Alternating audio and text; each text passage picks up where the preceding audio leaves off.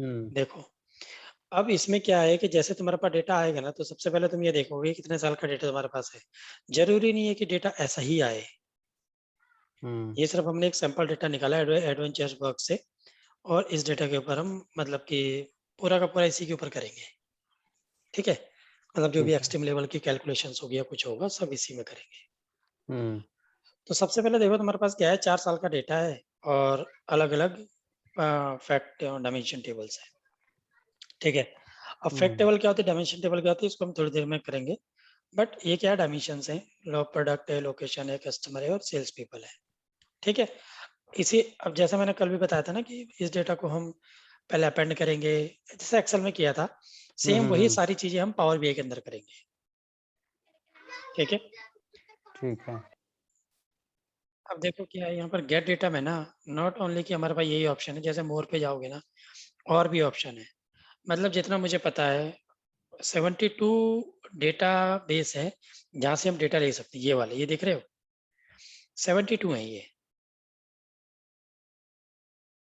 मतलब इन्होंने हर एक कंपनी, जो भी डेटाबेस की कंपनी है, हर एक को कवर किया हुआ है ऑलमोस्ट। जो नहीं है तो उसकी बात अलग है। ठीक है, तो फिलहाल हमारे पास जो डेटा है ना वो एक्सेल का ही है। तो हमने क्या किया, एक्सेल पे वर्कबुक पे क्लिक किया, कनेक्ट किया, और यहाँ पर ट्रेनिंग डेटा में आ गई। ये ट्रेनिंग डेटा ही है, इसको ओपन कर दिया। ठीक है,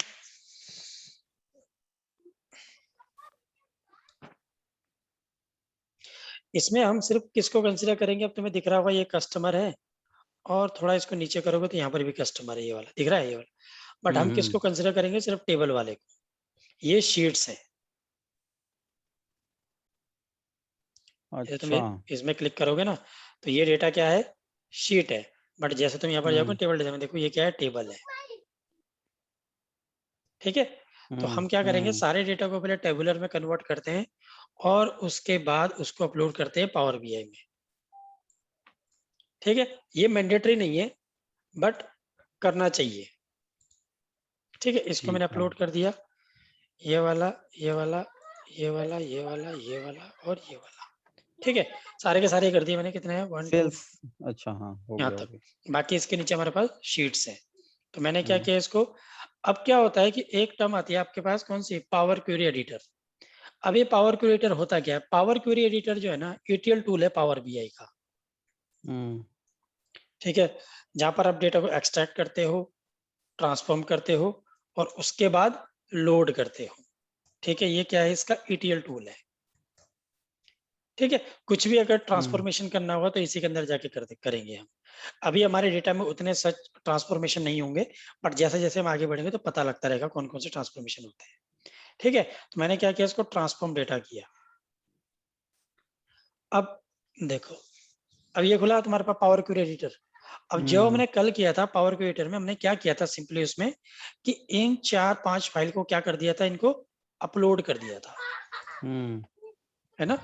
इनको मैंने अपलोड कर दिया था, और अपलोड करने के बाद मैंने क्या किया था, इसको अपेंड कर दिया था। ताकि अगर अब देखो हम इसको अपेंड कर क्यों रहे हैं, पहला मेन रीजन ये है। मान लो मैं इसको डायरेक्टली अपेंड नहीं करूंगा और क्लोज एंड अप्लाई करूंगा, तो ये पावर बीआई कैनवास में डेटा आ जाएगा।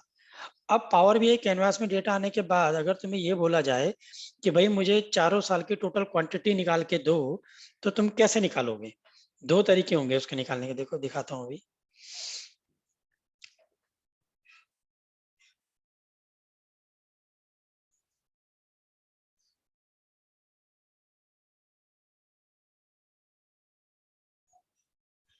ठीक है, ये देखो ये आ गया, 2019 2020 2021 2022 और 2024, ऑल द 2023 होना चाहिए था, ये 2024 पता नहीं कैसे हो गया, चलो छोड़ो। ठीक है, अब अगर मैंने बोला कि भैया 2019 से लेकर 2023 तक का मुझे टोटल क्वांटिटी चाहिए, तो एवरी टाइम तुम्हें क्या करना पड़ेगा, यहाँ पर जाकर अलग अलग के लिए मेजर लिखना पड़ेगा। फॉर एग्जाम्पल जैसे मैं लिखता हूँ यहाँ पर 2019 के लिए लिख रहा हूँ मैं अभी। ठीक है, मैं क्या बताने का ट्राई कर रहा हूँ अभी बताता हूँ। 2019 मैंने लिखा है यहाँ पर सम, और सम के अंदर डाल दिया मैंने क्या, ये डाल दिया। अब तुम ये देख रहे हो 2019 आ रहा है, 2020 आ रहा है, चलो ऐसे नहीं करूंगा, ऐसे कर देता हूँ, क्वांटिटी लिखता हूँ इसमें। देखो 4 ईयर आ रहे हैं तुम्हारे पास, 4 के 5 ईयर आ रहे हैं। हम्म तो अब एक बारी में तो एक ही लेगा, यस। समझ रहे हो ना बात को? कहने का हम्म, मतलब क्या है मेरा कि अगर हम इसको अपेंड नहीं करेंगे तो तुम्हें क्या करना पड़ेगा, ऐसे फिर 4 ऐसे। बार लिखना पड़ेगा। तो ये तो क्या है, ये तो सिर्फ सम वाली कैलकुलेशन है। ऐसे ही तुम्हें 2019 का सेल निकालना हो, लास्ट ईयर का सेल निकालना हो, नेक्स्ट ईयर का सेल निकालना हो, तो एवरी टाइम तुम्हें ऐसा ही लिखना पड़ेगा, है ना? तो ये क्या होगा कि कहीं कहीं पर तो ठीक काम करेगा, जैसे अभी तो हम सम कर रहे हैं तो ठीक काम करेगा, बट कहीं कहीं पर तुम्हें अगर नेक्स्ट ईयर की वैल्यू निकालनी है, लास्ट ईयर की वैल्यू नहीं तो कैसे निकालोगे फिर, है ना? तो इसलिए हम क्या करते हैं, इस डेटा को अपेंड कर देते हैं पावर क्रिएटर में। तो पावर क्रिएटर क्या है, इसका ETL टूल है। कुछ भी ट्रांसफॉर्मेशन तुम्हें करना है ना, कुछ भी करना है डेटा के साथ, तो तुम यहीं पर जाके करोगे। मैंने क्या किया, ट्रांसफॉर्म डेटा में क्लिक कर दिया और दोबारा से पावर क्रिएटर में आ गए। ठीक है, अब सबसे पहला काम मैं क्या करता हूँ कि 2019 जो है इसके अंदर सारी की सारी वैल्यूज डाल देता हूँ। तो मैंने क्या किया, अपेंड क्वेरी, गलत कर दिया वैसे मैंने, ये ऐसा मुझे नहीं करना चाहिए था, ये हटाओ। मैंने क्या किया, ड्रॉप डाउन में क्लिक किया, दिख रहा है अपेंड क्वेरी एज न्यू। इसमें भी कर सकते हो और इसमें भी कर सकते हो। अब दोनों में फर्क क्या है, दोनों में फर्क यह है कि अगर मैं अपेंड क्वेरी इस वाले पे करता हूं ना, तो ये क्या करेगा, 2019 को करंट टेबल मान के उसके नीचे सब कुछ ऐड कर देगा। ठीक है, उसके नीचे सब कुछ ऐड कर देगा, मतलब जो भी हम डालेंगे, ये डाल दिया, मान लो ये डाल दिया, ये डाल दिया और ये डाल दिया। ठीक है, और इसको मैंने ओके कर दिया। तो अभी देखोगे तुम, अगर अभी देखोगे तो इसमें सिर्फ तुम्हारे पास 2019 का डेटा है। ठीक है, इसमें 2020 का डेटा है, इसमें 2021, 2022 और 2023। तो हम क्या करेंगे, इस डेटा को कंपाइल कर देंगे 2019 में। तो दो तरीके इसको करने के, या तो तुम अपेंड क्वेरी पहले वाले ऑप्शन को क्लिक करो, फर्स्ट ऑप्शन को क्लिक करोगे तो इस तरीके का एक विंडो आएगा। अगर दो टेबल है सिर्फ, तब तो टू टेबल को क्लिक कर सकते हो, बट अगर दो से ज्यादा टेबल है तो इसको क्लिक करके हम क्या करते हैं, इसके नीचे इसको अपेंड कर देते हैं। ठीक है, इसके नीचे मैंने इसको अपेंड कर दिया और ओके कर दिया। अब क्या हुआ, इस 2019 के नीचे ना, अंडर मतलब कि इसके नीचे सारा का सारा डेटा आ गया। देखो 2019 चल रहा है, ये तो 2020 आ गया, 2021 आ गया, ऐसे चलता रहेगा। बट मैं क्या करता हूँ, मैं ऐसे नहीं करता हूँ, मैं तुम्हें अपना बता रहा हूँ, बाकी तुम्हारी मर्जी, तुम कैसे भी एक्शन ले सकते हो। मैं क्या करता हूँ कि यहाँ पर ये अपेंड क्वेरी एज न्यू है ना, इसको इस ऑप्शन को यूज करता हूँ। इस ऑप्शन को क्यों यूज करता हूँ, मतलब कि क्या होगा इसको ऑप्शन को यूज करने से, कि एक नया टेबल क्रिएट होगा। अच्छा। एक नया टेबल क्रिएट होगा और उस टेबल के अंदर तुम सारी की सारी 2019 से लेकर 2023 तक की टेबल को अपेंड करोगे। देखो ऐसे, देखो आ गया। अब देखो क्या होगा, 20 ये कर दिया, 2021, 2022 और 2023। तो जैसे मैं इसको ओके करूंगा ना, यहाँ पर एक अपेंड वन के नाम से एक नया टेबल बन जाएगा। बन गया, देखो इस अपेंड वन के अंडर में सारा का सारा डेटा है तुम्हारे पास, 2019 से लेकर और 2022 तक का। अब इसमें क्या 1000 की रो आती है सिर्फ, तो इसलिए 1000 दिखाता है। इसके बाद भी डेटा है इसमें। अच्छा।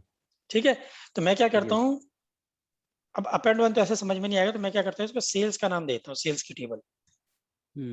ठीक है, अब क्वेश्चन यहाँ पर ये आता है बॉस, कि ये जो 2019 है इनको हमें हाइड करना होता है, क्योंकि मुझे इसको पावर बीआई कैनवास में नहीं ले जाना है। क्लियर हुआ, मैं किसी की बात कर रहा हूँ। अभी देखो मैंने फिर से किया क्लोज एंड अप्लाई, और ये क्या हो गया तुम्हारा, इसमें आ गया। ठीक है, अब देखना यहाँ पर क्या फर्क पड़ेगा।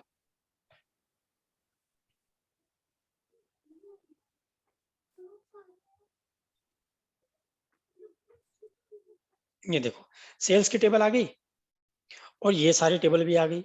जब हमने सारा का सारा डेटा इस सेल्स वाली टेबल के अंडर में डाल दिया, तो इनकी जरूरत हमको नहीं है, नहीं। नहीं है ना। तो हम क्या करेंगे, अब यहाँ से तुम इसको ऐसे हाइड करोगे ना इस तरीके से, तो ऐसे हाइड नहीं चलेगा, मतलब बार बार दिखेगा वो तुम्हें।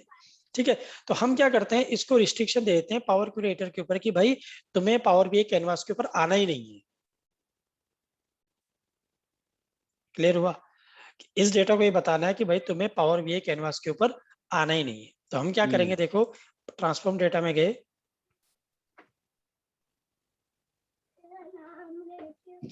ठीक है, यहाँ पर क्लिक किया, राइट क्लिक करके इसको इनेबल लोड कर दिया, ये वाला इनेबल लोड को हटा दिया, इसको रहने देना, कोई फर्क नहीं पड़ता उससे। ठीक है, यहाँ पर क्लिक किया, इसको एंड यहां पर किया क्लिक, ये वाला, एंड राइट क्लिक किया ये, एंड ये किया और ये हो गया। ठीक है, अब जब मैं इसको अपने पावर बीआई कैनवास में डालूंगा ना, तो ये वाली जो टेबल्स है ना 2019 से लेकर 2023 तक ये टेबल नहीं आएंगी, सिर्फ आपको 5 टेबल दिखाएगा। देखो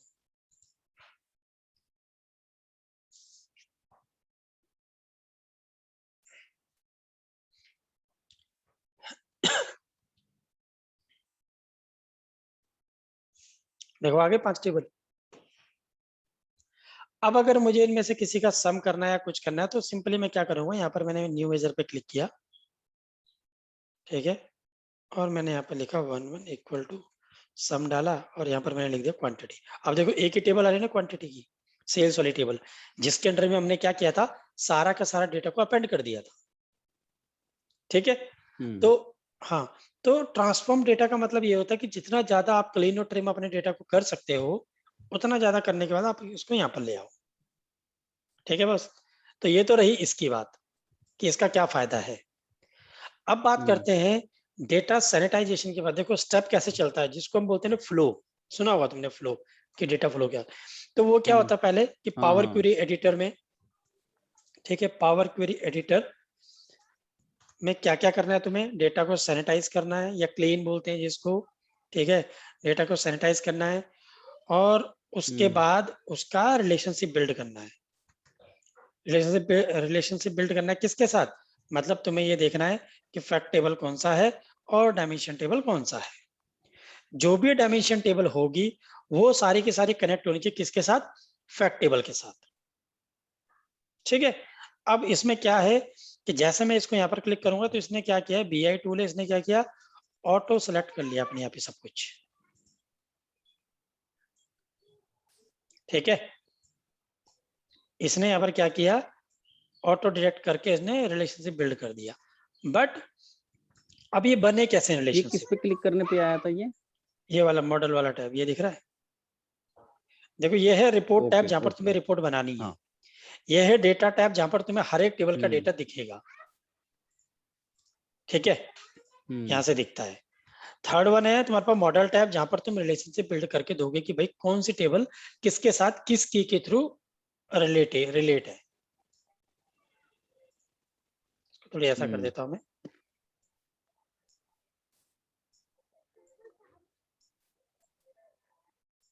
ठीक है, ये रहा। अब ये बीआई टूल है, इसने क्या ऑटो डिटेक्ट कर लिया सबका रिलेशनशिप। अब अगर तुम्हें इसका नहीं पता है कैसे करता है तो मैं बता देता हूं, अगर पता है तो फिर रहने देते हैं। पता है इनका, नहीं मुझे नहीं पता है। तो ये जो रिलेशनशिप बिल्डअप हो रहा है ये ऑटो बिल्ड हो ये ऑटो बिल्ड हो रहा है। राइट। हाँ ऑटो बिल्ड हो रहा है, बट ये मैंडेटरी नहीं है कि हर एक डेटा में तुम्हारे पास ऐसे ही आए। तो हम क्या करेंगे, देखो मैं इसको डिलीट कर देता हूँ, अरे भाई मैं इसको डिलीट कर देता हूँ एक एक करके, और तब तुम्हें बताता हूँ कि कैसे ये बिल्ड हुए हैं। ठीक है, इजी है समझना, वैसे पता होगा तुम्हें। अच्छा ये जो बिल्ड किया है ये हमें कैसे पता चलेगा कि इससे कौन से वाले की मैं से समझ गया, दूसरे इस टेबल टेबल का से कौन इस सा टेबल की का लिंक कैसे है। रिलेशन, वही मैं बता रहा हूँ, वही बता रहा हूँ मैं। नहीं जैसे एक सेकंड रुकना, अभी जैसे मान लो अभी जो रिलेशनशिप है ये लाइनिंग्स हैं, ये कैसे आपको पता चल रहा है कि इसके वाले सेल्स आईडी से लिंक्ड है या वही बता इसके रहा में किससे लिंक्ड है ये। हूँ, वही बता रहा हूँ, इसको हटा देता हूँ। तो देखो, जैसा मैं तुम्हें पहले बोला था ना कि पहले तुम्हें डेटा को थोड़ा एनालाइज करना पड़ेगा एक्सेल में, जो भी डेटाबेस तुम्हें दिया होगा। तुम्हें ये देखना होगा कि ये जो प्रोडक्ट वाली टेबल है ये सेल्स वाली टेबल के साथ कैसे रिलेटेड है। ऐसी कौन सी की है जो प्रोडक्ट वाली टेबल में भी हो और सेल्स वाली टेबल में भी हो। ठीक है, तो जब तुम्हें वो कॉमन की मिल गई तो उससे आप रिलेशनशिप बिल्ड कर सकते हो। क्लियर हो बस, यस। ठीक है, वही चीज यहाँ पर भी है। देखो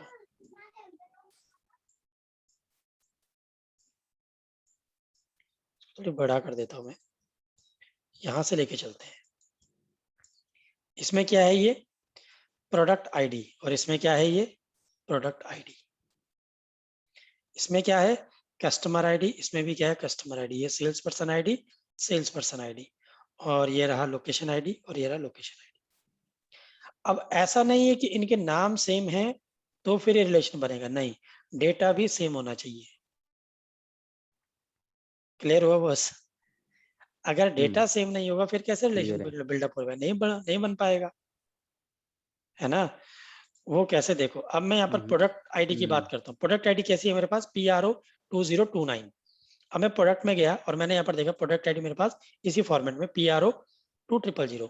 अब हो सकता है कि 2000 कहीं ना कहीं हो यहाँ पर, बट सेम है, डेटा टाइप सेम है, इसकी प्रॉपर्टी कैटेगरी सब सेम है इसका, ठीक है। तो हम क्या करेंगे, दो तरीके से रिलेशन बिल्ड होता है। मैंने क्या किया, इसको उठा के इसके साथ किया। अब प्रॉब्लम यहाँ पर ये आती है समझने वाली कि मैं ऐसा क्यों कर रहा हूं, प्रोडक्ट आईडी को ऐसे कर रहा हूं, ऐसे कर रहा हूं। मैं ऐसे भी तो कर सकता था ना। मैंने इसको यहाँ से डिलीट किया, मैंने इसको यहाँ से डिलीट किया। मैंने क्या किया, यहाँ पर प्रोडक्ट आईडी को ऐसे उठाया और यहाँ पर इसको ऐसे डाल दिया। ऐसे भी तो डाल सकता था, ठीक है। क्लियर हुआ बस या नहीं हुआ?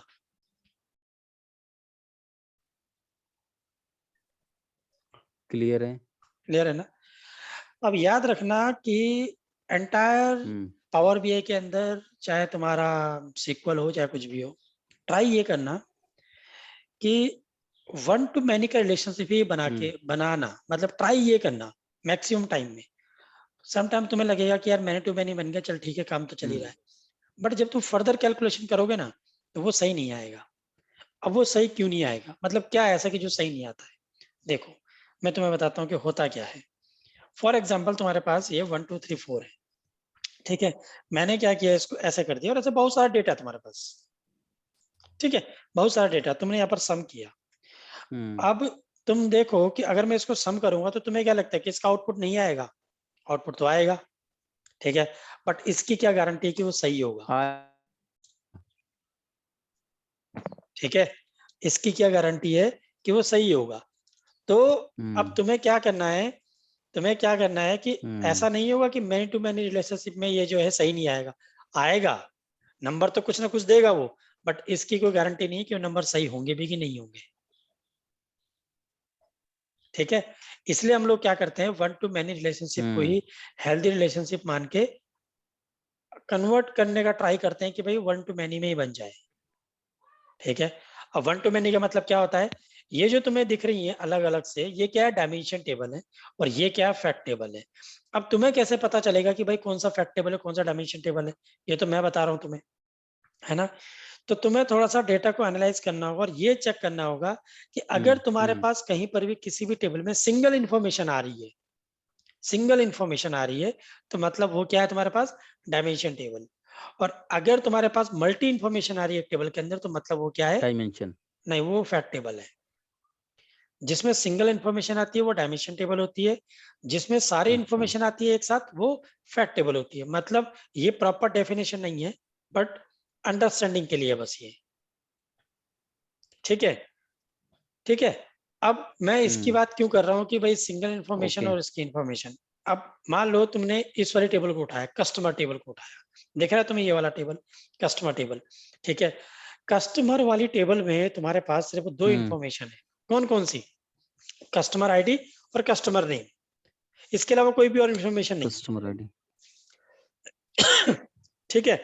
ऐसे ही मैंने क्या किया, सेल्स पीपल को देखा, तो सेल्स पीपल में क्या है, सेल्स पर्सन आईडी और sales person name.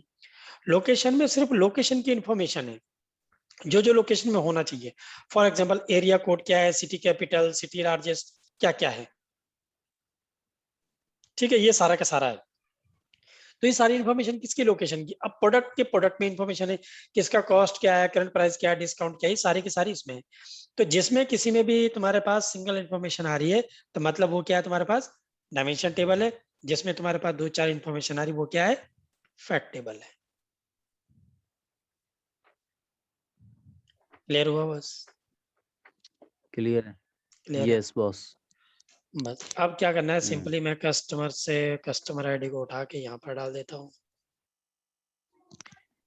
Sales person ID को उठा के सेल्स पर्सन में डाल देता हूँ एंड लोकेशन आईडी को उठा के लोकेशन में डाल देता हूँ। ये तुम्हारा मॉडल तैयार, ठीक है। अब इस मॉडल को क्या बोलते हैं हम, स्टार स्कीमा। स्कीमा सुने होंगे तुमने, ये जो स्कीमा बना है ये स्टार स्कीमा है। स्टार स्कीमा का मतलब यस होता है कि जितनी भी डायमेंशन टेबल है वो फैक्ट टेबल के साथ कनेक्ट है,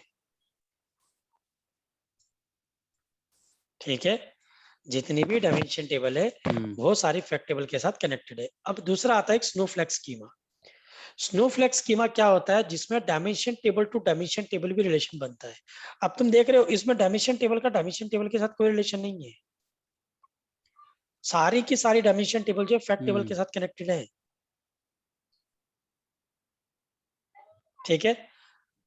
यस सेकंड इसका है कि भाई हमें रिलेशनशिप की जरूरत पड़ी क्यों, क्या जरूरत है रिलेशनशिप की। तो मैं क्या करता हूं यहाँ पर एक रिलेशनशिप को, प्रोडक्ट वाले रिलेशनशिप को हटा देता हूं, ठीक है। अब तुम्हें दिखाता हूं कि क्या मुझे क्या करना है। मुझे ये देखना है कि भाई पर प्रोडक्ट वाइज मेरा कितना कितना क्वांटिटी सेल हुआ है। तो मैंने क्या किया, यहाँ पर गया, प्रोडक्ट को उठाया, प्रोडक्ट नेम कहाँ गया, ये प्रोडक्ट नेम को यहाँ पर रखा एंड सेल्स वाली टेबल में गया और यहां से मैंने क्वांटिटी को उठा दिया, ठीक है। अब ये पॉसिबल है क्या कि सबकी क्वांटिटी सेम आए, देखो प्रैक्टिकली तो ये पॉसिबल नहीं है बॉस, ऐसा नहीं हो सकता कभी भी, है ना। बट चलो हमने मान लिया एक हाइपोथेटिकल सिचुएशन मान ली कि हो सकता है कि भाई सब प्रोडक्ट जो है सेम ही क्वांटिटी के सेल हुए हैं, बट सेम क्वांटिटी के सेल हुए बट सम तो सेम नहीं आना चाहिए ना, राइट सम तो सेम नहीं आना चाहिए, है ना। सम तो से नहीं आना चाहिए हाँ, तो इसका मतलब क्या हुआ कि क्योंकि प्रोडक्ट वाली टेबल का सेल्स वाली टेबल के साथ कोई रिलेशन ही नहीं है, तभी तो वो उसको पढ़ ही नहीं रहा है, वो सबका सेम ही दिखा रहा है। मैंने क्या किया, प्रोडक्ट वाली टेबल को सेल्स वाली टेबल के साथ कनेक्ट किया यहाँ पर। तो अब देखो क्या होगा, ये हुआ, जैसे तुम यहाँ पर आओगे देखो चेंज हो गया सारा और सम भी सही आ रहा है, ठीक है। तो सेकंड रीजन ये है कि हम रिलेशनशिप बिल्ड क्यों करते हैं, ताकि हम दो डिफरेंट टेबल के बीच की जो कैलकुलेशन है ना उसको इजीली कैलकुलेट कर सके।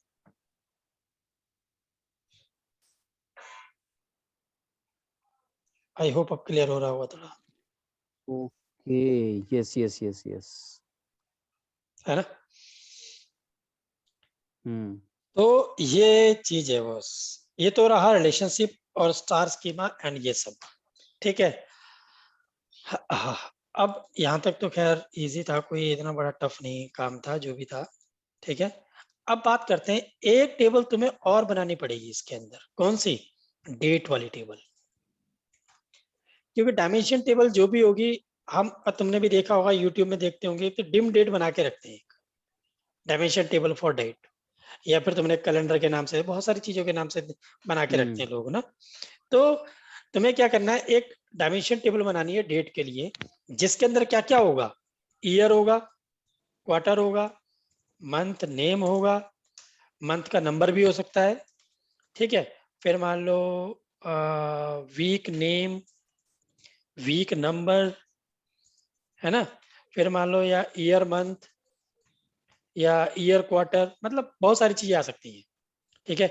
तो तुम देख रहे हो इसमें सिर्फ और सिर्फ तुम्हारे पास ईयर की इंफॉर्मेशन आ रही है कि एक ईयर के अंदर क्या क्या हो सकता है। भाई दिन भी हो सकता है, वीक भी हो सकता है, महीने भी हो सकते हैं, क्वार्टर भी हो सकता है, पूरा साल भी हो सकता है।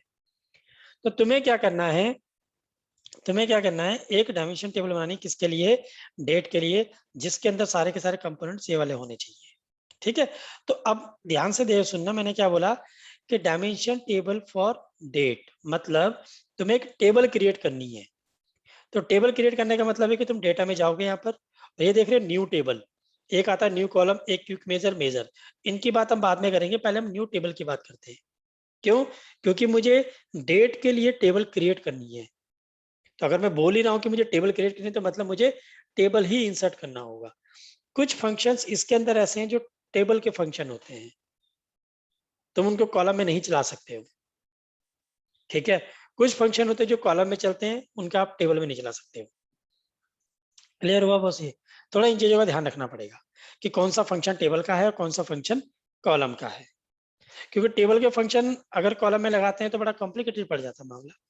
तो फिलहाल हम नॉर्मल वाली चीजें करेंगे न्यू टेबल में। तो मैंने क्या किया, न्यू टेबल को क्लिक किया, ठीक है, और यहाँ पर मैंने कैलेंडर वाली टेबल को बनाने का ट्राई किया। मैंने क्या किया, देखो यहाँ पर मैंने यहाँ पर लिखा dim date, for example dim date. मैंने क्या कर दिया पर कैलेंडर, मैंने 10 साल 20 साल का डेटा बनाया था कैलेंडर, और यहाँ पर डाला मैंने डेट, जैसे हम एक्सेल में करते हैं, डेट 2010 1,1, और यहाँ पर डाल दिया मैंने डेट 2021 और 12/31। इसने क्या किया, 10 साल का डेटा तुम्हें लाके दे दिया। अब इसका मैं थोड़ा फॉर्मेट चेंज कर देता हूँ। अब फॉर्मेट भी यहाँ पर बात करते हैं कि तुम देख रहे हो यहाँ पर कैसा फॉर्मेट आ रहा है, ये देख रहे हो क्या नाम है इसका, MMDDYY SS HH और MM और SS, ऐसे मतलब ऐसे आ रहा है फॉर्मेट, MMDDYY और HH। कैलेंडर जो है फंक्शन है। हाँ कैलेंडर फंक्शन, ये ऐसे आ रहा है, ठीक है। इसमें जो तुम ये वाला फॉर्मेट देख रहे हो, ये फॉर्मेट देख रहे हो, ये फॉर्मेट ना ऐसे आ रहा है, ऐसे। तो ये ऐसे क्यों आ रहा है, क्योंकि अगर तुमने एसक्यूएल चलाया हो ना, एसक्यूएल, तो एसक्यूएल में जो डेट आती है वो ऐसे आती है, एक्सेल में नहीं आती ऐसी। एक्सेल में अगर मैं यहाँ पर टुडे डालता हूँ, टुडे डालता हूँ तो ऐसे आता है, नाउ डालता हूँ तो हाँ, ऐसे तो आता है, खाली डेट दे देगा। ठीक है। बट अगर हम एसक्यूएल में डालते हैं नॉर्मली भी तो ऐसे आता है, ठीक है। बट इसकी जरूरत तो नहीं है हमको, HH MM SS की जरूरत तो नहीं है। तो हम क्या करेंगे, देखो यहाँ पर डेट एंड टाइम का डेटा टाइप आ रहा है ना, नहीं। हम इसका डेटा टाइप ही चेंज कर देंगे, इसको कन्वर्ट कर देंगे डेट में।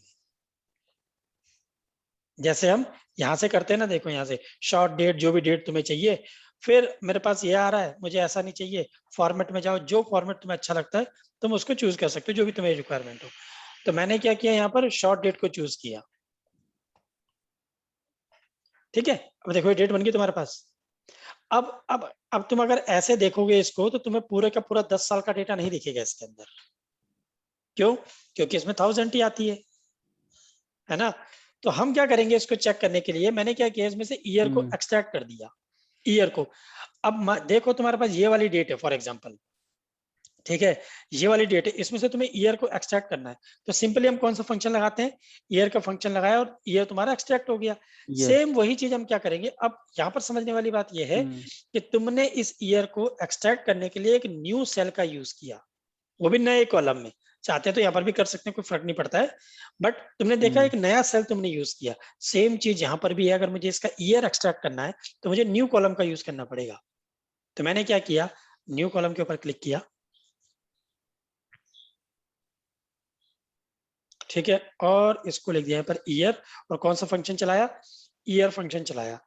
अब ईयर फंक्शन चलाया, हमारे पास टेबल क्या है, डिम डेट, ये है मेरी टेबल, और उस टेबल के अंदर कॉलम कौन सा है, डेट, ये वाला। तो मैंने इसको सिलेक्ट किया, एंटर, और देखो तुम्हारा ईयर एक्सट्रैक्ट होके आ गया, ये रहा, देखो आ गया, 10 साल का ईयर आ गया तुम्हारे पास। बट अब प्रॉब्लम यहाँ पर ये आती है कि मैं 10 साल का डेटा जनरेट क्यों कर रहा हूँ, क्योंकि अगर तुम अपने पावर बीआई के डेटा में आओगे, सेल्स वाले डेटा में आओगे, तो 10 साल का डेटा तो नहीं है तुम्हारे पास।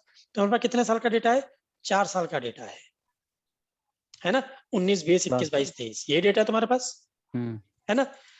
अब अगर तुम यहाँ पर मैन्युअली लिखोगे, सॉरी यहाँ पर आते हैं, अगर तुम यहाँ पर मैन्युअली लिखोगे कि भैया मुझे जो है 4 साल का डेटा चाहिए, तो मतलब वो मैनुअल काम हो गया। मुझे क्या करना है, जो डेट आपके डेटा में रहेगी ना, वही डेट पिक करनी है। क्लियर हुआ क्या बोला मैंने, ये मैनुअल डेटा तुमने बनाया, खुद से कन्वर्ट कर दिया, मतलब खुद से क्रिएट कर दिया तुमने ये, ठीक है। बट मुझे वो डेट लेनी है जो मेरे डेटा में है। तो उसके लिए मैं क्या करूंगा, अंडर सेल्स टेबल हमारे पास जो परचेज डेट है, अंडर सेल्स टेबल जो परचेज डेट का कॉलम है, उससे डेट मुझे उठानी है। तो उससे डेट मैं कैसे उठाऊंगा, देखो अभी तुम देख रहे हो ना कि तुम्हारे पास कितने साल का डेटा आ गया, 10 साल का डेटा आ गया। तो मैंने क्या किया, यहाँ पर मिनिमम डाल दिया मैंने परचेज डेट कि परचेज डेट में जो मिनिमम डेट होगी उसको उठाए, एंड यहाँ पर डाल दिया मैंने मैक्सिमम ऑफ परचेज डेट, कि उसके अंदर जो भी मैक्सिमम डेट होगी उसके बीच का डेटा मुझे बना के दे दे भाई। ठीक है, इसके परचेज डेट वाले कॉलम में जो मिनिमम डेट होगी और परचेज डेट में जो मैक्सिमम डेट होगी उसके बीच का डेटा मुझे बना के दे दे, बाकी नहीं चाहिए मुझे कुछ भी, क्योंकि मेरा डेटा इतना ही है भाई, है ना। अब तुम इसमें जाके देखोगे, देखो तुम्हारे पास 4-5 साल का डेटा आ गया इंस्टेड ऑफ 10 ईयर डेटा। तो जैसे जैसे इसमें डेटा इंक्रीज होता रहेगा ऐसे ऐसे तुम्हारे नंबर ऑफ फील्ड भी यहाँ पर ऑटोमेटिकली बढ़ते रहेंगे। क्यों? तुमने फंक्शन ही वो बना दिया ना भाई कि मिनिमम और मैक्सिमम वाला, है ना। अच्छा, तो इसमें ये है कि वो टेबल रेफर कर दिया आपने, हाँ, मतलब परचेज डेट का मिनिमम और सेल्स मैक्सिमम, में परचेज डेट का maximum. Yes. Okay, I hope clear हो गया होगा यहाँ ठीक है। तक।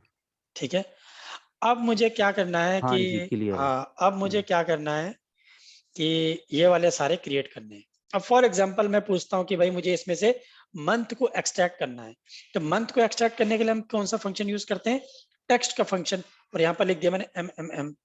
ठीक है, एंटर किया, देखो मंथ आ गया। सेम जैसे हम यहाँ पर टेक्स्ट का फंक्शन यूज करते हैं, पावर बीआई में फॉर्मेट फंक्शन यूज होता है। ठीक है, तो मैंने क्या किया, न्यू कॉलम पे गया एंड मैंने क्या कर दिया इसको, month name is equal to format, और मैंने क्या दिया, dim date, dim date date comma, inverted comma के अंदर ये दे दिया। तो उसने क्या कर दिया, इसको कन्वर्ट कर दिया MMM में। देखो आ गया। ठीक है, इतना क्लियर। अब बात करते हैं कि भाई मुझे मंथ का नंबर चाहिए। अब अगर मुझे इसके मंथ का नंबर निकालना हो एक्सेल में, तो हम कौन सा फंक्शन यूज करते हैं? Month function, simple month function. हुँ, मंथ को किया तो इसने 2 तुम्हें बार मंथ का एम कर देंगे? है, नहीं नहीं नहीं, अरे वो भी कर सकते हो वो भी कर सकते हो, है ना। तो मैंने क्या हुँ, किया यहाँ पर, इसको मंथ का यूज किया। अब मैं बता रहा हूँ कि मैंने उसको क्यों नहीं हुँ, किया। ठीक है, मैंने उसमें मंथ को क्यों नहीं किया और इसमें क्यों किया। अब मैंने ये कर दिया, मान लो तुम ये बोल रहे हो ना, ये वाला, ये बोल रहे हो ना। हाँ, अब वो ये इसमें, टेक्स्ट हो जाएगा, वो न्यूमेरिक होगा। हाँ क्लियर हुआ ठीक है, तो मैंने क्या किया, मंथ के फंक्शन का यूज किया, यस। इसके हुँ, मंथ के नंबर को एक्सट्रैक्ट करने के लिए। सेम यहाँ पर भी ऐसा ही होता है। मैंने इसको सिलेक्ट किया, न्यू कॉलम पे गए, सिलेक्ट किसी को भी हुँ, करो, कॉलम और टेबल नेम सही होना चाहिए, बात खत्म। ठीक है, यहाँ पर मैंने इसको किया, यहाँ पर लिखा मैंने हुँ, month number is equal to, क्या लिख दिया मैंने, मंथ लिख दिया। ठीक है, मंथ के अंदर मैंने डाल दिया डिम डेट डेट, और ये कर दिया, देखो मंथ का नंबर आ हुँ, जाएगा। देख रहे हो, आ गया। अब मुझे पर हुँ, डे वाइज क्वांटिटी चाहिए, पर डे वाइज क्वांटिटी चाहिए। तो मैंने क्या किया, सिंपली यहाँ पर पर जाके मैंने डे टेबल चाहिए इंसर्ट हमें। किया, टेबल इंसर्ट किया एंड मैंने डेट वाली टेबल में डेट इसमें डाली। ठीक है, ऑटोमेटिकली ना ये डेट हायरार्की में ले लेता है। ये डेट की हायरार्की होती है कि पहले ईयर आता है, फिर क्वार्टर आता है, फिर मंथ आता है। वीक इसमें नहीं कंसीडर किया इन लोगों ने, क्योंकि वीक में क्या होता है कि कभी कभी वीक की ना वैल्यू चेंज हो जाती है। जैसे मान लो, जैसे मैं तुम्हें यहाँ पर दिखाता हूँ, जैसे मान लो ये है 31 है। ठीक है, 31 के बाद एक तारीख इसी वीक में आ रही है जहां से 31 खत्म हो हुँ, रहा है। ऑल तो 31 में मेरा मंथ खत्म हो गया। क्लियर हुआ जो मैं बोल रहा हूँ या नहीं हुआ?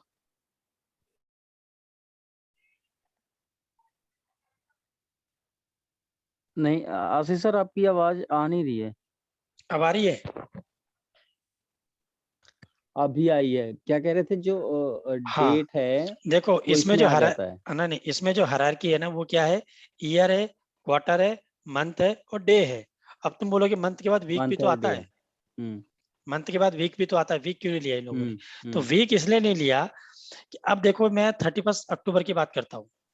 ठीक है, 31 अक्टूबर मेरी आइडली हुँ, लास्ट डेट होती है अक्टूबर के मंथ की। ठीक है, हुँ, बट क्या हो रहा है कि उसी हुँ। वीक में मेरा नया मंथ भी स्टार्ट हो रहा है। क्लियर हुआ? अच्छा, हाँ। इसलिए उन्होंने वीक को नहीं बनाया है इसमें, क्योंकि क्लैश कर जाता है एकदम से। हुँ, ये रीजन है इसका। यस, ठीक समझ है, गया। हाँ। तो अब मैंने क्या किया, यहाँ पर जाकर हम्म। इसको डेट में ये तो कन्वर्ट कर दिया। इंटरव्यू का क्वेश्चन हो सकता है। पूछते हैं तभी तो मैं बता रहा हूँ ये तभी तो मैं बता रहा हूँ। हाँ, ठीक है, अब देखो यहाँ पर बाय डिफॉल्ट क्योंकि क्या है, डेट। ट्रिकी सा लगा ना कि भाई ऐसा फॉर्मेट है तो हाँ ठीक है, अब मैंने क्या किया यहाँ पर, डेट हायरार्की मेरा डिफॉल्ट आ गया। हम्म मैंने क्या किया, इसको डेट में कन्वर्ट किया, क्योंकि इस तरीके से डेटा रीड करना थोड़ा मुश्किल हो जाता है। ये मेरे पास डेटा बन गया। मैंने क्या किया, क्वांटिटी को हम्म उठा के हम्म इसके अंदर रख दिया। अब देखो सेम आ रहा है। अब जैसे तुम्हारे पास सेम आएगा, तुम्हें हम्म क्लिक कर जाएगा, यार इसके बीच में ना रिलेशनशिप नहीं बना है ना, इसके बीच में मेरा हम्म रिलेशनशिप नहीं बना है। तो तुम क्या करोगे, मॉडल वाले टैब में जाओगे और डिम डेट वाला जो टेबल है उसका रिलेशन मेरी फैक्ट टेबल के साथ नहीं बना है। नहीं बना है ना, क्योंकि ये डायमेंशन टेबल है मेरे पास। हम्म जैसा हमने पहले देखा था कि हर एक डायमेंशन टेबल को हम्म कनेक्ट करना पड़ेगा तुम्हें, किसके साथ, फैक्ट टेबल के साथ। तो मैंने क्या किया, इसका डेट उठा के यहाँ पर परचेज डेट में डाल फैक्ट दिया। के साथ। ठीक है, देखो बन गया रिलेशन। जैसे मैंने रिलेशन बनाया, देखो डेटा भी बन गया अपने आप से ही। हम्म यस। ठीक है बस। तो अब जितने भी रिक्वायर्ड हम्म चीजें होंगी, तुम्हें इसमें लगता है कि होना चाहिए, वो तुम उतने टेबल बनाते जाओ।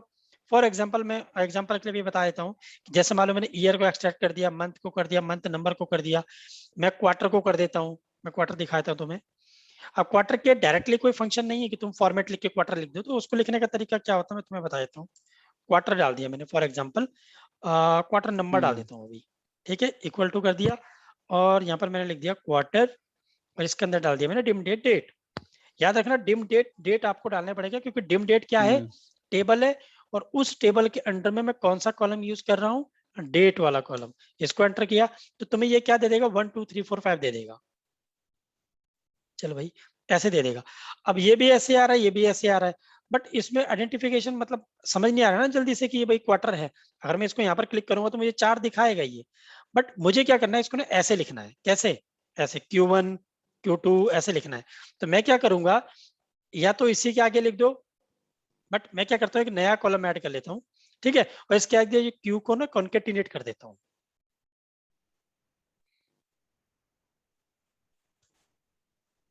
Quarter name is equal to, मैंने क्या कर दिया, मैंने यहाँ पर लिखा, अब इस वाले कॉलम का यूज कर रहा हूँ मैं, क्वार्टर नेम का, क्वार्टर नंबर का, सॉरी। मैंने क्या कर दिया, क्वार्टर नंबर आ गया, देखो ये वाला, हम्म इसको मैंने एंटर किया, तो ये तुम्हें ऐसे दे देगा सेम रिजल्ट जैसे क्वार्टर नंबर का है। बट मुझे इसको नेम में कन्वर्ट करना है, Q1 Q2 में। तो सिंपली यहाँ पर जाओ, inverted comma Q inverted comma %, और एंटर, और आपका Q1 Q2 तैयार। बन गया देखो। ठीक है, सेम ऐसे ही वीक के साथ कर सकते हो। मैंने यहाँ पर क्लिक किया, न्यू कॉलम में गया,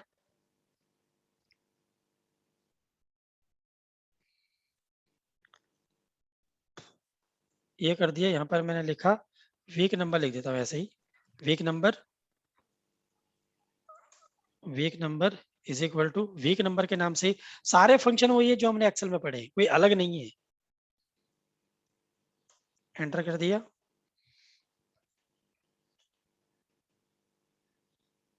ठीक है, ये इस तरीके से आ गया।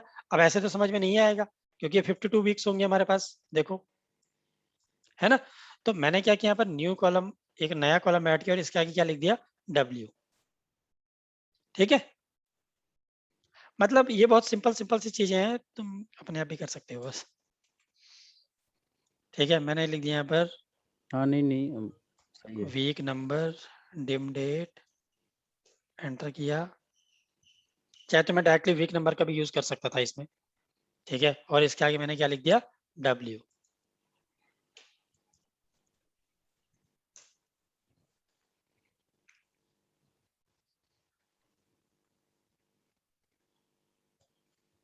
देखो बन गया, देखो। ठीक है, अब अब ये चीज तो बन गई। बन अब गया। तुमने क्या कर दिया, ये सब कुछ बना दिया। ठीक है भाई, अब सबसे पहले जो हम चीज सीखेंगे इसमें विजुअलाइजेशन में, ये अभी थोड़ा डेटा हमारा तैयार हो गया। जैसे जैसे हम आगे आगे बढ़ेंगे, वैसे वैसे डेटा को थोड़ा मॉडिफाई करते रहेंगे अपनी रिक्वायरमेंट के हिसाब से। जैसे मान लो तुम्हें ईयर मंथ निकालना हो, जैसे मान लो ये देखो, ईयर अच्छा मंथ। सुनो, हाँ। अगर हम्म जैसे हमने वीक क्वार्टर निकाला है तो हम्म क्वार्टर के लिए क्वार्टर डीम डेट डेट को रेफर किया, वो क्वार्टर दे दिया 1 2 3 4।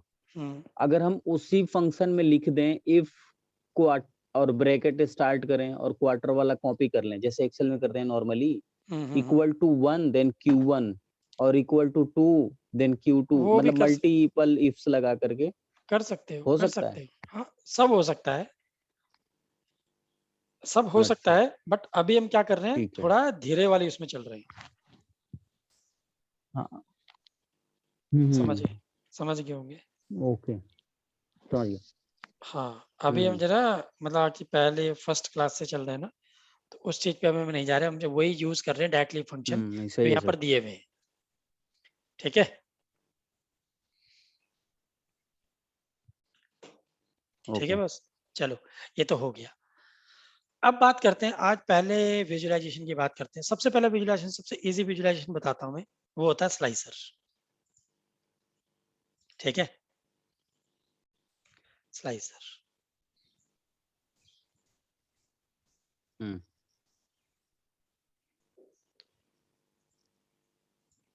अब जो चीज हम एक्सेल में यूज नहीं कर सकते हैं ना, वो चीज हम पावर बीआई में बहुत इजीली बना सकते हैं। ये आपने लिखा कैसे, ये स्लाइसर कैसे लिखा आपने? टेक्स्ट बॉक्स को एंटर करवा दिए इसके अंदर ना, ये टेक्स्ट बॉक्स दिख रहा है, ये वाला, अच्छा। इसको एंटर करवा के इसके अंदर लिख दो। हम्म हम्म ये थोड़ा सा अजीब सा लग गया, बैकग्राउंड कलर इसको कर दो, ये कर देते हैं। ये तो बिल्कुल चमारों को जैसा लग रहा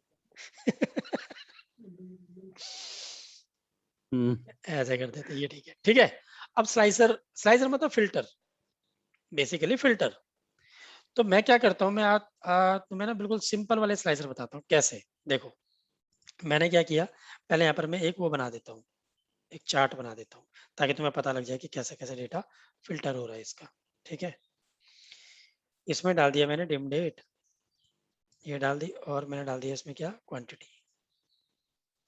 सिंपल वाला बता रहा हूँ एकदम। ठीक है, इसको ऐसे कर दो, चाहे तो इसको यहाँ से ऐसे कर दो, तो ये थोड़ा सही बन जाता है। ठीक है, ये तुम्हारे पास ये बन गया। डेट को और क्वांटिटी को खींच करके अपने चार्ट पे छोड़ा है या कहाँ पे रखा है? हाँ, चार्ट के ऊपर उठा के सीधा यहाँ पर डाल दिया इसको। ठीक है, अभी अच्छा। डेटा तुम्हें ऐसे दिखा रहा है, ऐसे करके दिखा रहा है, दिख हम्म रहा है, देख रहे हो डेटा। ठीक है, अब मुझे फिल्टर करना है इस डेटा को। फिल्टर हम्म मतलब कि मुझे अपनी रिक्वायरमेंट के हिसाब से इसको बनाना है। मैं बॉर्डर देता हूँ ताकि पता लग जाए। मैंने क्या किया, पहले यहाँ पर ईयर का स्लाइसर बनाया। ये क्या है, स्लाइसर है, ये वाला देख रहे हो, ये वाला, ये स्लाइसर है। मैंने क्या किया, स्लाइसर को एंटर किया, ये हम्म स्लाइसर आया। इस स्लाइसर के अंडर में मैंने क्या डाला, ईयर। कौन सा, ये ईयर, ये कर दिया। देखो, ईयर का स्लाइसर बन गया तुम्हारे पास, ये वाला। अब मैं, हम्म अब ये तो रहा एक तरीका स्लाइसर को बनाने का। ठीक है, इसी को तुम लिस्ट में कन्वर्ट कर दो। मैंने कॉपी पेस्ट कर दिया इसको,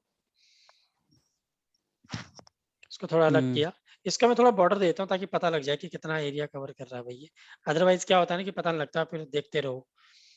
ठीक है, मतलब लोग नहीं भी करते हैं बॉर्डर का यूज, जरूरी नहीं है, बट मैं इसलिए करता हूँ क्योंकि जब तुम एक बार डैशबोर्ड बना दोगे तो सारे बॉर्डर हटा देने पड़ते हैं। मैंडेटरी नहीं है, बट बॉर्डर अच्छे नहीं लगते, डब्बे डब्बे से दिखते हैं इसके अंदर ना, इसलिए बस। अब देखो, एक तो बन गया तुम्हारे पास ये वाला स्लाइसर। अब एक बनेगा तुम्हारे पास, यहाँ पर क्लिक करो इस छोटे से ड्रॉप डाउन में, यहाँ पर ये बन गया तुम्हारे पास कौन सा, लिस्ट वाला स्लाइसर। ऐसे, ये दूसरा तरीका है स्लाइसर को बनाने का। अब थर्ड तरीका मैं बताऊंगा, कॉपी पेस्ट करो इसको, यहाँ पर आओ। ठीक है, और इस छोटे से ड्रॉप डाउन में क्लिक करो, और ये देख रहे हो तुम्हारा ड्रॉप डाउन, इसको ड्रॉप डाउन कर दो, तो ये तुम्हारा डेटा वैलिडेशन की तरह बन जाएगा। देख रहे हो, ये तुम्हारा डेटा वैलिडेशन की तरह बन जाएगा कि यहाँ से कोई सा भी ईयर चूज कर सकते हो। ठीक है, ये हुआ। अब जो फाइनल जो तरीका है जिसको मैं बहुत ज्यादा यूज करता हूँ, वो मैं तुम्हें बता रहा हूँ। मैंने क्या किया है, इसको कॉपी पेस्ट किया। मैं क्यों इसका यूज करता हूँ वो भी मैं तुम्हें बता देता हूँ। ठीक है, जरूरी नहीं कि तुम भी इसका यूज करो। अब ये मैंने क्लिक किया, स्लाइसर को क्लिक करके रखना। यहाँ पर मैं आया, जनरल में आया, जनरल में आने के बाद ओरिएंटेशन दिख रहा है, ये वर्टिकल को मैंने हॉरिजॉन्टल कर दिया। ठीक है, और रिस्पॉन्सिव को नो कर दिया, तो ये तुम्हारे पास ऐसे बनेगा।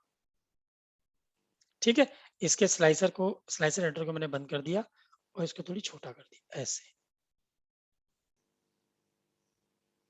ठीक है बस।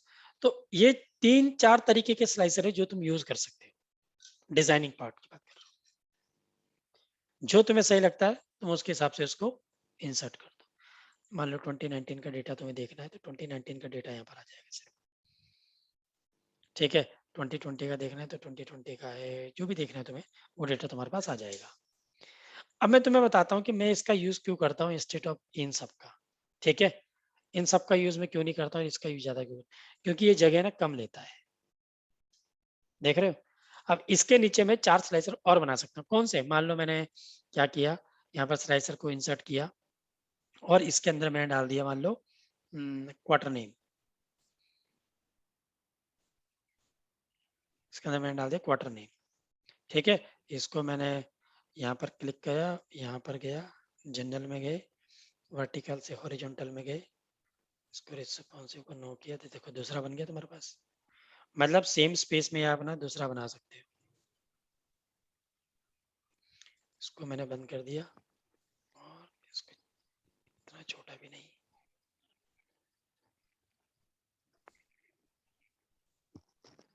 मतलब इसमें एक स्पेस का भी कंस्ट्रेंट रहेगा। स्पेस का इसलिए रहता है क्योंकि जगह इतनी है तुम्हारे पास, जगह इतनी रहती है। और और इसको हम कैनवास बोलते हैं। हाँ, ये कैनवास होता है। अब क्या होता है कि कुछ लोग इसको इंक्रीज और डिक्रीज कर देते हैं पेज को। जैसे तुम पेज के ऊपर क्लिक करोगे ना तो यहाँ पर जाओगे प्रॉपर्टी में, यहाँ पर पेज साइज दिखेगा 16:9 बाई डिफॉल्ट रहता है। तुम इसमें कस्टम भी दे सकते हो अपने हिसाब से। मैंने दे दिया मान लो जैसे 2500 और यहाँ पर दे दिया मैंने 3000।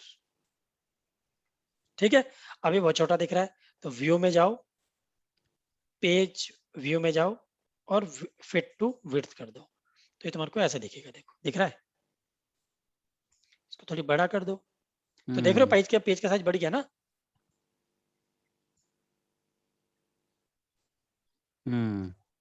पेज का साइज बढ़ गया तुम्हारे पास। अब तुम इसमें 2-4 चीजें और चीजें डाल सकते हो जो चाहिए तुम्हें। मतलब वो डिपेंड करता है कि तुम्हारी रिक्वायरमेंट कैसी है। मैं दिखाता हूँ तुम्हें एक डैशबोर्ड ना, तो तुम्हें फिर ज्यादा पिक्चर क्लियर हो जाएगी कि भाई कैसे हो गए। देखो ये बन गया, अब देखो इतना छोटा बनना था, अब ये बड़ा बन जाएगा। देखो ठीक है, बड़ा बन जाएगा। इसको तुम ऐसे स्क्रॉल भी कर सकते हो नीचे, फिर ऐसे देखो बन गया ना बड़ा पेज। तो तुम अपने रिक्वायरमेंट के हिसाब से इसको बना सकते हो, पेज को बड़ा छोटा करना। ठीक है, वो देखो वो तो क्योंकि जब तुम क्लाइंट के लिए काम करोगे तो फिर पता लग ही जाता है। मैं तुम्हें दिखाता हूँ कि मैं